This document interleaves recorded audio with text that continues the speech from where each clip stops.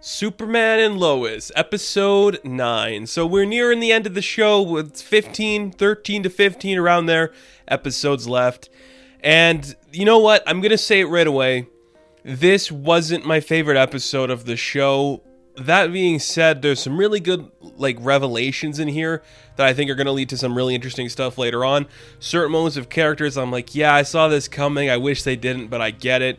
And it was solid. You know, this to me rang like we need like a filler episode of the big revelation. That's what it was. Like those revelations, I think you could have done in a different episode, but it was okay. So this episode focuses on a bunch of different things, surprisingly. Just like last week, though I don't think this week handled the flow as well as last week did. This one was kind of just like, okay, look at all this stuff happening. Yada, yada, yada. It was fine. Let's start with this. There was a lot of Morgan Edge in this episode, and it was like, okay, what is he doing? We're getting more of his plans for Smallville here. We see him helping out certain people. He's giving them, the ability to use the powers to become their truest self, and it makes them feel better. And we learn, fully on understand now that, a Kryptonian identity or Kryptonian soul is being implanted in the people that he is choosing for this experiment stuff, which is kind of interesting to see. So having that side of Morgan Edge in here, that was interesting to see. I like him as a villain. He's really just we're not doing the Lex Luthor thing, which you could have easily done, but I like that it's kind of skewing away from that. We'll probably see Lex show up in season 2, I'd have to imagine.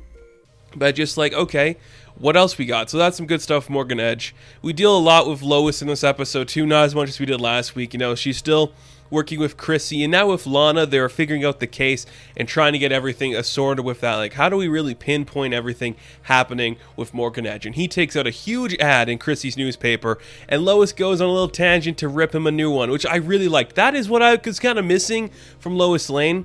I really love this interpretation of Lois. I think it's some of the best stuff we've seen for the character, but I was missing that. Here's the fierce Lois. She's marching down the aisle. She is just walking into the office.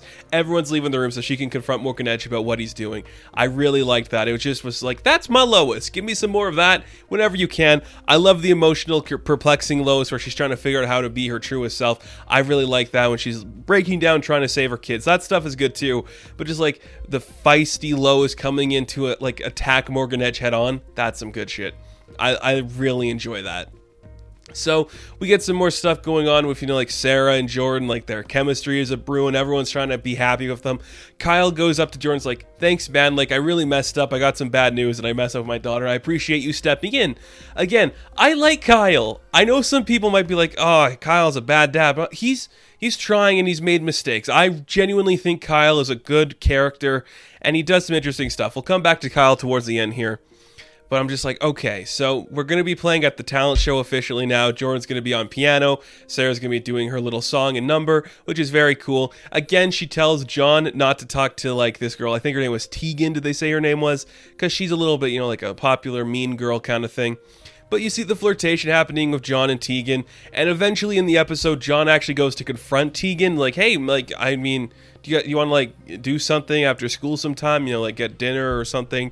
And right away, he gets shot down, which just kind of broke my heart because I'm John has been through so much, but he remains happy through and through, which is kind of weird to say, but she's just no, I'm sorry. I was taking pity on you, essentially. Your arm was broken. You have no friends. I was just trying to be nice because nobody else was being nice to you. And I'm don't do that to John. John's been through enough. You don't have to make him feel worse. That is just so mean. And that's worse than just saying no, just taking pity on him. That was oh, my boy. I really like John and Jordan. I think they are really fascinating portrayals of what those characters could be. So I'm what you're doing with John, I'm on board for. I like it a lot. So we do get a scene where Sarah and Jordan are kind of practicing the song. Jordan accidentally sneezes because he feels a cold coming on or something. And when he does, the ice breath comes out of him and it freezes his hand. So in classic Jordan fashion, he just bursts out of the room. And immediately he calls his father, which I'm good. That's what you should be doing the entire time, man. And we realized that in the last episode, when Clark got the kryptonite mist infused into him, and it affected his lungs, and that's been affecting Jordan in a different way. And Jordan is full on getting sick to the point where he could die. And that's a really interesting story. We're what are we supposed to do here? Do we know what we can do, what we're supposed to accomplish to stop him from dying? So we're we have to call Sam. We call Sam. He's we got our best men on it. We'll see what we can do. And I like that Lois, like, you really made a weapon to kill my husband that you didn't have an antidote for. Can't argue with you there, Lois. That's not wrong. He's really trying to do something here to your husband, which I adore the relationship. This is classic Sam Lane. And I think some people be like, oh, he's the cliche grumpy father who doesn't like the husband. Yeah, that's what he's supposed to be. The cliche starts with Sam. So I really like this portrayal of him. I think it works really well. We get a great moment later on in the episode when John actually goes to confront his grandfather, and he's like, why did you have to do it? Like, why did you build the weapon? I know you're supposed to prepare for the worst, but the reason you and I are not alike, because his grandfather says we're alike, we're mortals in a family of gods. He's like, we're not alike because I trust my family. I'm like, that's a good line. That was going to make Grandpa think there, buddy. I really liked that. That was super strong stuff. Absolutely fantastic to see that. We do see the effects of the kryptonite mist affecting Clark. He goes to, I think was it Mexico? He goes to, I don't think it's Mexico. Now I feel stupid for saying it, but he goes to a foreign country.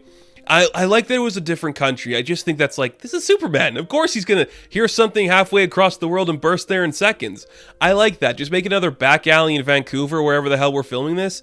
That sucks. So get international. I like it. So he goes to stop like these bank robbers. They kind of hit him a little bit. Like the one guy shooting him with like a shotgun blast. And it's actually hurting him where he gets passed out. Like he passes out. Then he wakes up again to stop them before anything bad happens. But when Clark comes home, he like shows to Lois like the bullets actually left bruises on him, something that's never happened before. And I gotta say, Tyler Hoechlin, like, he's looking pretty good. Like, I was like, okay, he's the leaner of the Supermen we've had. You know, like, we've got like the big bulky dudes, but he's no slouch. The guy's fit. The guy is fit, and he looks pretty good. That was pretty like that. The way they did the makeup with like the bruises from the bullets, that looked really intense. I thought that was really incredible. And just shows you, so whatever Sam's weapon was, it can actually hurt Clark. So I'm like, that's an interesting development there. So we do get some more of like the investigative reporter stuff going on in this episode. There's a lot of stuff like, okay, Lana kind of like talks to Morgan Edge. It's like, I can offer you your wildest dreams. What do you think that would be?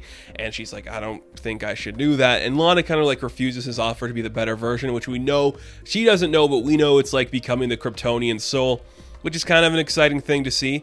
But before we get to like the main meat of this episode, which is like the last 15 minutes of it, we have this scene where, of course, Jordan gets sick, so he can't go to perform with Sarah, and she's standing on stage, clearly freezing that she can't do it. And this is just where I'm happy. This sold me. This is like, I want this. Thank you for doing this.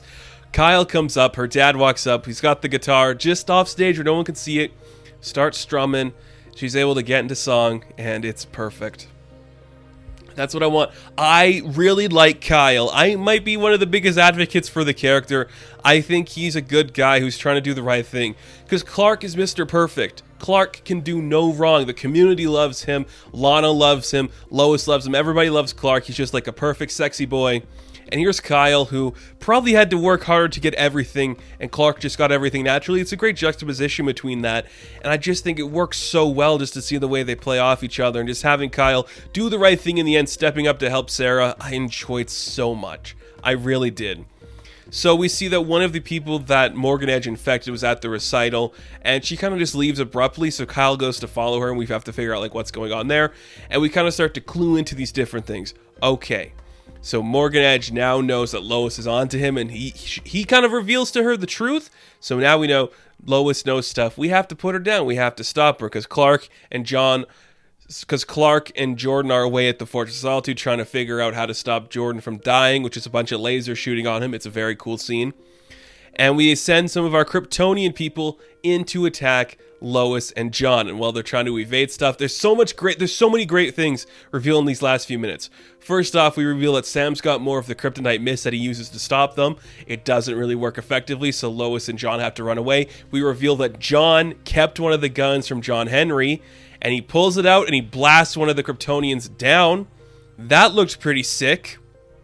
That was cool. I'm like, okay, give me more of that, please. What do you got? John's got a gun. I was thinking in my head, okay, I was talking with somebody off screen actually, and I was thinking like, because the person I was talking to was like, oh, John's going to become the bad guy. John's going to get powers and do this other thing. I don't think so. I could see if we went the route of the sons become superheroes, which I don't know if we're going to do. I could see a few things. Jordan's obviously going to become Superboy, I think, but I could definitely see John taking up a different title in the Pantheon.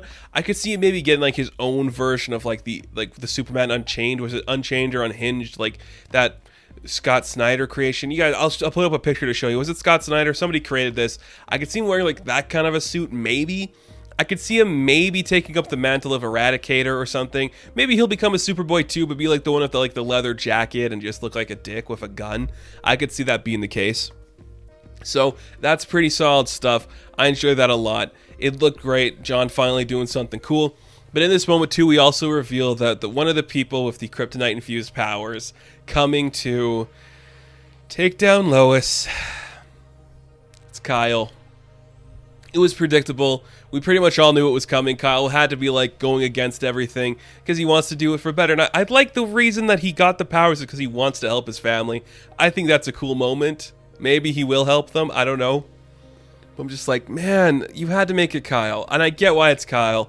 So we see the shot that like mirrored with Lana where Edge offers her like the chance to be the best version of himself. And he takes it. She doesn't, but he takes it. And basically it's like, okay, Kyle's going to be one of our Kryptonian souls now. And as this is happening, Superman comes in to kind of save the day. And this is where we figure out like, okay, Morgan Edge has Lois's communicator to get a hold of Superman. He pushes it, sends Clark on a mission to find him. They're in like some weird desert somewhere. And we get the revelation. And I know this is going to be a big revelation for some people.